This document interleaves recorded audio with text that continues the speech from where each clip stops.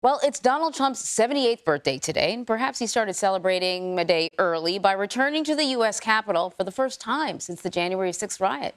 Yesterday, Republican lawmakers rolled out the red carpet, embracing the former president, even those who were once critical of him. And this time, the presumptive Republican nominee had a different rallying cry for the party, calling for unity. This is an outstanding group of people. I'm with them 1,000%. There was me 1,000%. We agree just about on everything, and if there isn't, we work it out.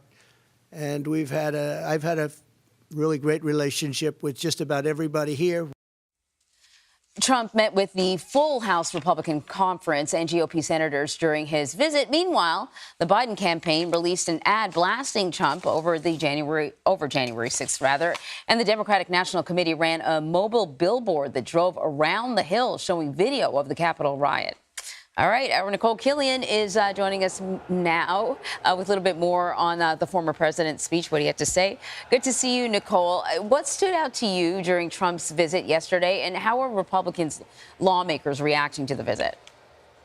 Well, again, to the point you just made, a lot of this was about trying to show unity within the Republican Party, and also it was an opportunity for the former president to try to mend fences with some Republicans that he has been on the outs with, most notably people like Senate Minority Leader Mitch McConnell, who shook hands with the former president. I mean, this was the first time the two have spoken in years and seen each other for that matter. Also, you had people like Mitt Romney, who of course voted to convict Trump during the Senate impeachment trial. He also attended the meeting, and over on the House side as well, for the most part, obviously it was a big kind of hurrah and welcome for the former president. But this was also an opportunity to really drill down on policy and start to outline what a potential Trump administration Republican policy agenda could potentially look like if the former president wins. So we know Speaker Johnson, for instance, has been working on this 100-day agenda. So there was a lot of talk around energy policy, the border, the economy. And so this was really, I think, an opportunity for Republicans to try to strategize ahead of November and try to get on the same page. But Democrats, for their part, obviously, as you mentioned, really trying to remind voters of the role that they believe the former president played in terms of January 6th, being that this was his first public visit to the Capitol Hill area since that attack. Nikole, before we get to November, though, there have been primaries popping up here and there, and this is really interesting. Donald Trump has endorsed former Maryland Governor Larry Hogan, in his bid for a Senate seat. What is interesting about this is that Hogan has at times been critical of Donald Trump. What's behind his endorsement? Because he usually values loyalty more than anything.